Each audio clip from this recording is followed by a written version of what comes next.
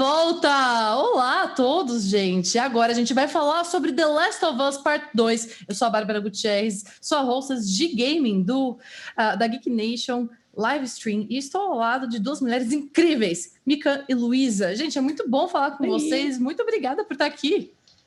Que legal! Muito obrigada! Estou muito feliz também. Vamos falar então sobre The Last of Us Part 2. Gente, esse jogo mudou todas as estruturas possíveis, né? Para vocês, qual foi o momento mais marcante para vocês? O que mais faz a diferença desse game dentro da indústria? Ou então, pessoalmente, para vocês mesmo? Pode começar você, Lu. É tanta coisa. Eu acho que é difícil, assim, mas socialmente falando, eu acho que é um jogo que traz muitas reflexões humanas, né? A questão do ódio, da vingança, o que isso leva, né? Leva a alguma coisa. O fato de a gente ter uma protagonista que é LGBTQIA+, e representa grande parte da população. As pessoas gostam, né? Tá todo mundo se sentindo representado. E, nossa, esse jogo traz muita coisa da minha vida, assim, né? Enquanto eu tava trabalhando nele, eu fiquei bem chocada com cenas e coisas. Falava, caramba, então eu pude aprender muito fazendo esse trabalho, assim, e eu levei coisas para mim, sabe? Foi uma entrega muito legal, assim. Ai, que incrível. Isso é muito bom, né? E você, Mika, qual foi o momento mais bacana para você, marcante sobre o game? Eu acho que a maneira como ele conseguiu prender minhas emoções, assim, né? Tudo que a Luísa falou, eu concordo super. Eu acho que ela falou muito do que eu penso a respeito do jogo. Mas eu queria acrescentar a parte pessoal das emoções mesmo. Eu acho que esse jogo ele traz personagens tão humanas que fazem a gente refletir muito sobre nós mesmos, né? E sobre as pessoas ao nosso redor. O que é muito doido se eu pensar, porque é um jogo que tem uma realidade muito diferente da nossa, obviamente. Mas os personagens são tão humanos e tão palpáveis que acho que a gente acaba se identificando muito com eles. Total. E Luísa, assim, você falou sobre a sua participação do jogo, o trabalho. Você pode falar um pouco mais para o público que talvez não conheça você e não conheça o seu trabalho? Claro. Bom, eu sou a Luísa Caspari, eu sou a voz da Ellie em português, né, brasileiro, tanto no The Last of Us 1 quanto no The Last of Us 2. E eu tive essa oportunidade de fazer essa continuação, né, de fazer a Ellie um pouco mais inocente no The Last of Us 1, com outro registro de voz, então eu tinha que mudar um pouquinho na hora de fazer. E nesse The Last of Us 2 que eu consigo pôr a voz mais grave também e chegar nesse registro que é proposto no jogo, né? Então, esse é o meu trabalho. Eu sou uma artista de voz e The Last of Us é um presente na minha vida, um dos trabalhos mais importantes que eu já fiz. E é isso, assim. Então, quem eu não conhecia, quem ainda não me conhece.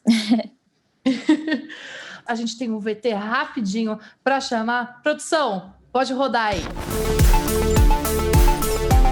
Fala, Bárbara, fala, Mikan, fala, galera do Geek Nation. Prazerzaço estar falando com todos vocês por aqui. Um grande abraço, espero que vocês estejam protegidos, estejam saudáveis, estejam se cuidando aí durante esse período.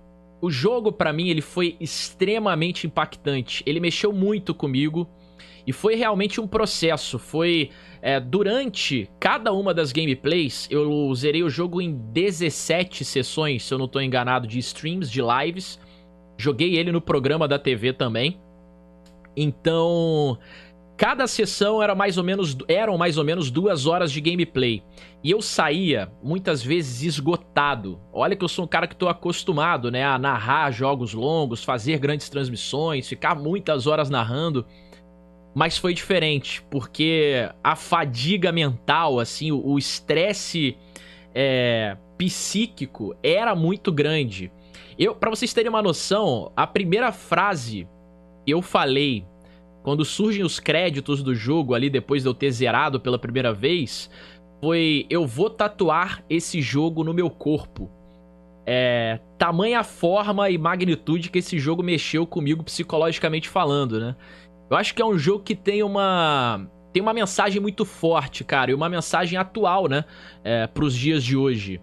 Tem aquele ditado que diz, né, do vingança gera vingança.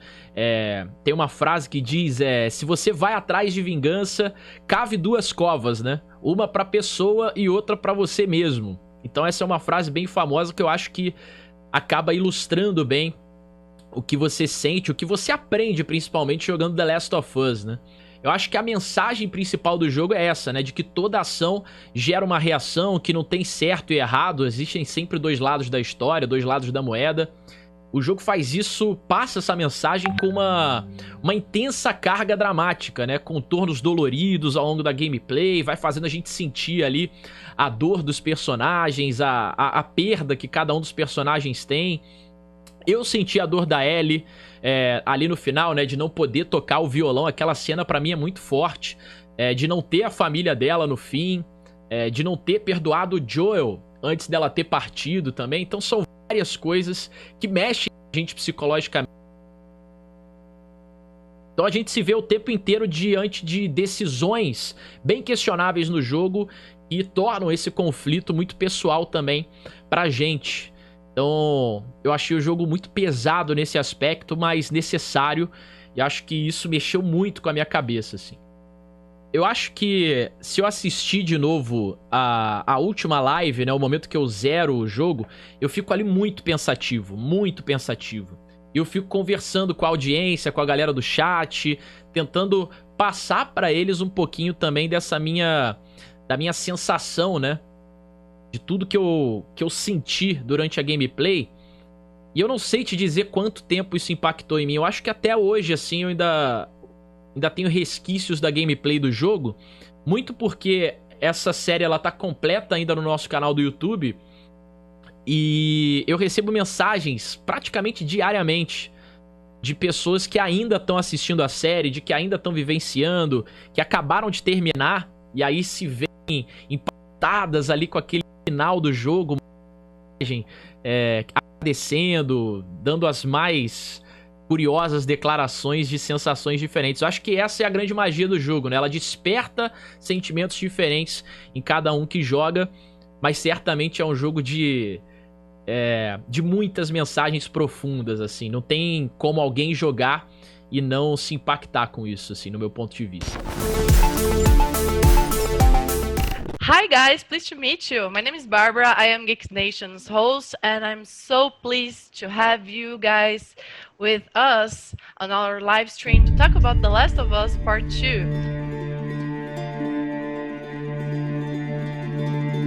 I'm with Kurt Margenau and Anthony Newman, co-game directors of the game. So, hello, Barbara.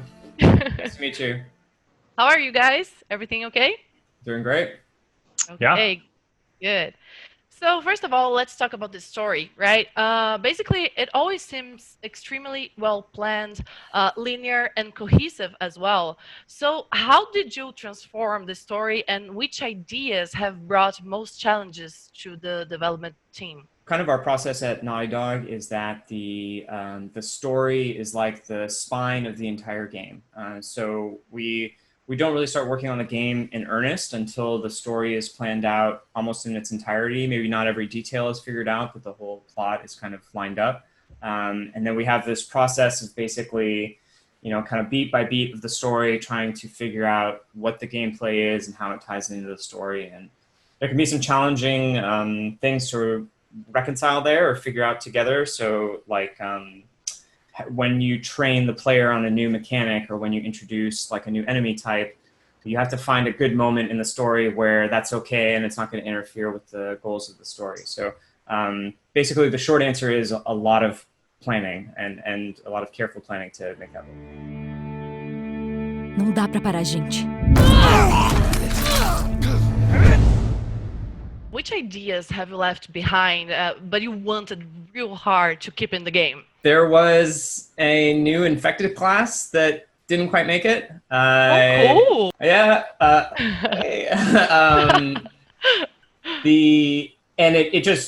It just didn't make it in time, and there kind of wasn't enough space for it in the game. Like we were starting to feel like, okay, in order to give this enemy type its due and introduce it and train people on it, and then have complications and kind of give it its rightful place in the game. The game was already quite long and very complicated, so it just didn't really have the space. So I don't want to talk too much about what it was because we want to hold onto that idea for later potentially.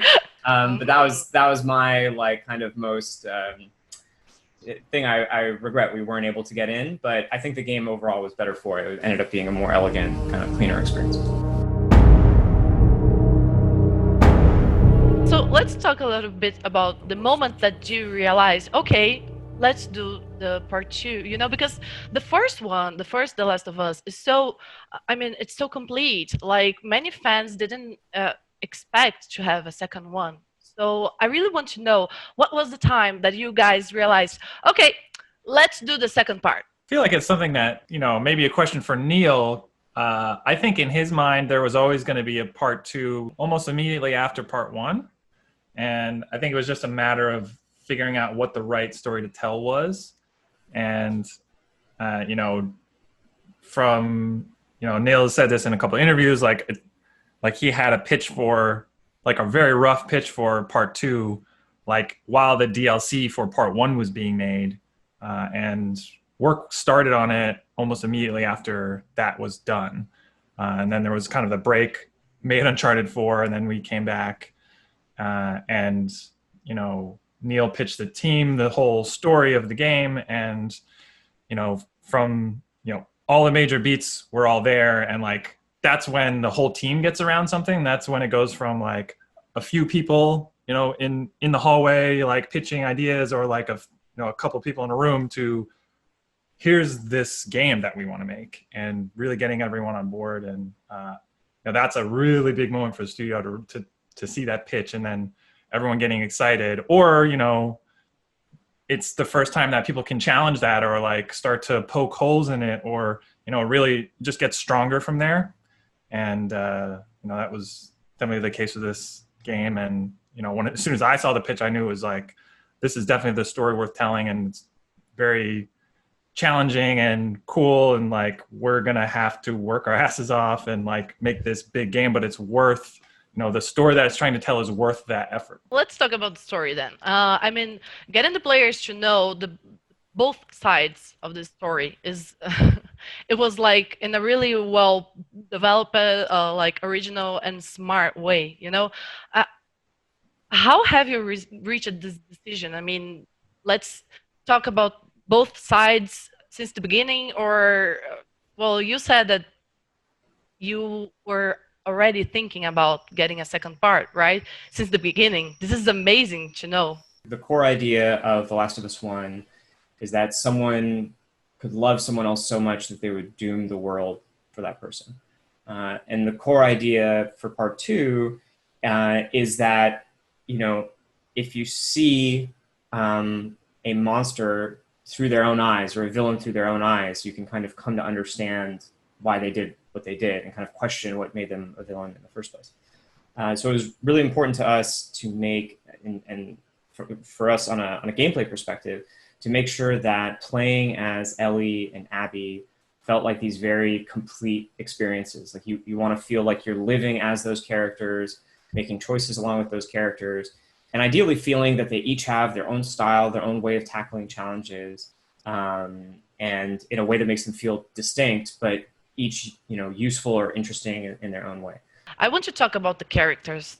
I mean, in both of the games, they have such tragic stories, and I really would like to know how exactly was the experience of building up those characters and their personalities, especially with the voice actors? From our perspective, honestly, because our focus is going to be mostly on the gameplay, it's less about, you know, so, you know, Neil was the one who kind of directed the voice actors, but for us, it's about like what challenges can we put in front of these characters that kind of bring out aspects of their personalities, and especially in the narrative sequences where we're building up their stories. So all the flashbacks, like with Abby's dad, or with Owen, or Ellie with Joel, you know, how can we architect a situation where through the interactivity of the sequence, the relationship that's meant to be building or coming apart, as it might be, is clear through the choices that the player is able to make.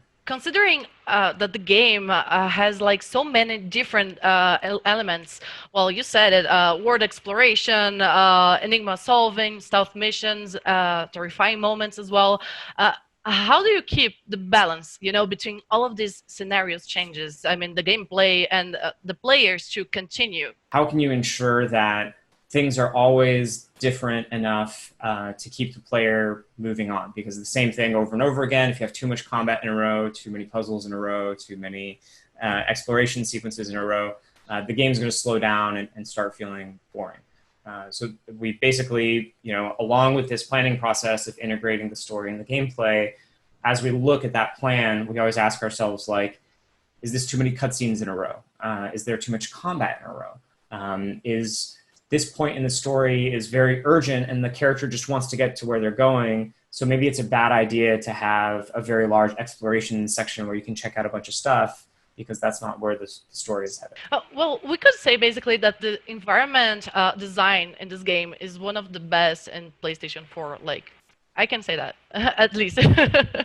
And I really would like to know how many hours were dedicated to reach at this point of immersion. Similar to how, like, you might be familiar with Moore's Law, where there's this like exponential curve of processing power, where basically the fact that we can build on our prior successes and the prior technology that we've already made and just kind of copy and paste at least some of that into the new game gives us this foundation that we can then build on again. And so there's almost this like exponential curve in what we're able to do. And yeah, so what's in the game is not just a representation of, the 4+ years of development time on The Last of Us Part 2 of contiguous development time, but also the years and years before of like techniques and technology that have like built up to this point. So when you're playing the game and the level of detail, the movement of the ferns, the wind, all of these techniques, all running at 30 frames per second. It's a massive effort for a very long period of time, like not just the development of the game, but kind of the lineage of the studio. Since you already mentioned software and technical stuff, basically I really want to know, I think that one of the most impressive features in the game was like the lack of loading screens. And talking about like a technical way, that brings basically fluidity to the gameplay. And how is it done? I mean, do you have some kind of software background to avoid those loading screens? It's done through a lot of meticulous and very hard work. So basically the way it works is that you'll probably notice that there's one big load. Like when you start the game for the first time, there's one very, very long load. And that basically is like occupying all the memory that we can work with on the PS4. And then as you play the game, if you progress through a space, if we decide that we no longer need something, we drop that thing and we start loading the next thing in the background while you're playing. And the reason that takes so much work is like, you need to make sure that you're unloading exactly what you need and only loading exactly what you need, and just keeping this balance of so you never exceed this boundary of the amount of memory in the game. And basically in order to ensure that like, the animations for the combat for this character, like, swinging a machete, we had to unload that over here. But now you're about to fight some infected, so that animation needs to be present. And if you don't, when you press square with a machete, she doesn't do anything because the animation's not there. So like that's the level of kind of, how micro these assets get looked at in order to make sure that we're only loading exactly what we need at any given time. Having Ellie as the main character and having like Abby in part 2, talking about the circle of hate and talking about as well like comprehending everybody in the same story, like both sides. Did you guys expected this level of hype in the gaming community, or did you guys expected something different for The Last of Us Part 2? That it was just like, yeah, people are going to love it, or maybe people are going to don't like it, What did you guys thought about when it was the right time to launch the game? We have a bunch of playtests. Like we have people come in and play the game for months and months and months before release. We almost have one every week towards the end. We have them every 2 weeks, every week. And so we're constantly getting feedback about the game, about everything. We're seeing where there's bugs still. We're seeing what puzzles aren't working. We're seeing how people explore space in an environment. We're seeing how people react to the story. We're seeing, as the cutscenes are going in and like this, everything's coming together, we're starting to get a sense of like how people are going to react to the game. So there wasn't too much surprising for us.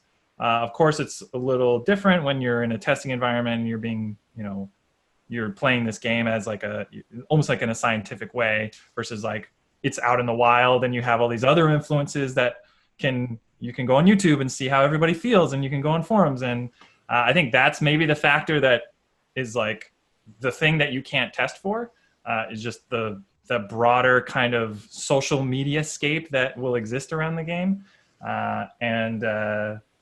But yeah, we knew it was going to be big. We knew it was going to be a big impact. We knew there's a lot of things in the story that are challenging to a lot of people. And, but that, for me and for us was like, that was the whole thing that was so compelling about this story. So I think it's, I'm proud to have made a thing that has created such a strong emotional reaction in people, because that's what we always try to go for, is like, if you're not having a strong emotional reaction, then you're not connected to these characters. And I feel like we achieve that. That's so good to know. I mean, I have so many questions. Like the game itself, it's amazing. All I can do is thank you guys for this incredible game. Just the first one was amazing. The second one is perfect.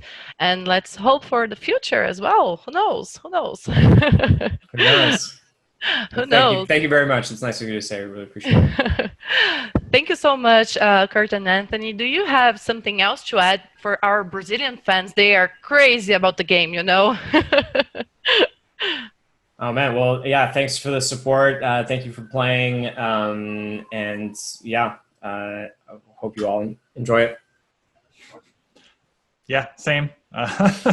We're trying to just relax and kind of unwind a bit after this game. So it's really great to just see, as Anthony said, the passion that people have across the world. And just watching all the YouTube videos, it's a steady stream of just like passion for these characters in this world. So it's kind of surreal to see, honestly. Play it again on Survivor Plus. That's what I want to tell Brazil. Oh, really? I didn't. I it's didn't really good. Yeah? No, seriously. Honestly, like when the difficulty levels increase, like new facets of the game kind of start to reveal themselves, because you have to like really play in a different way, in a more strategic and efficient way. Really focused. And then when you play New Game Plus and you have like the entire arsenal for both characters, it's a really unique way to play the game, and it's worth going through a second time just for that, in my opinion. Good tip. I'll try, I swear. Believe in yourself and endure and survive. You got this. Yeah, I'll try it. Yeah, I'm not sure about the difficulty level, but okay. Anyways, thank you so much, Kurt and Anthony, and congratulations with all of your team and your work. It was incredibly done. Thank you, and thank you especially for Geek Nation to have this content for me and for you guys watching this live stream. Thank you very much. See you guys. Bye-bye. Thank you. Bye. Bye. Pois é, gente, depois de tanta informação bacana sobre The Last of Us Part 2, eu vou encerrando por aqui, junto com a Luísa, junto com a Mikan. A Luísa, que é intérprete da Ellie, que mandou super bem. E a Mikan, que é uma grande produtora de conteúdo também. Muito obrigada, meninas. E agora, a gente vai ter um painel super especial de Trolls. Muito obrigada a todos que acompanharam a gente. Fiquem ligados, porque tem muito mais Geek Nation por aí. Fica com a gente. Tchau.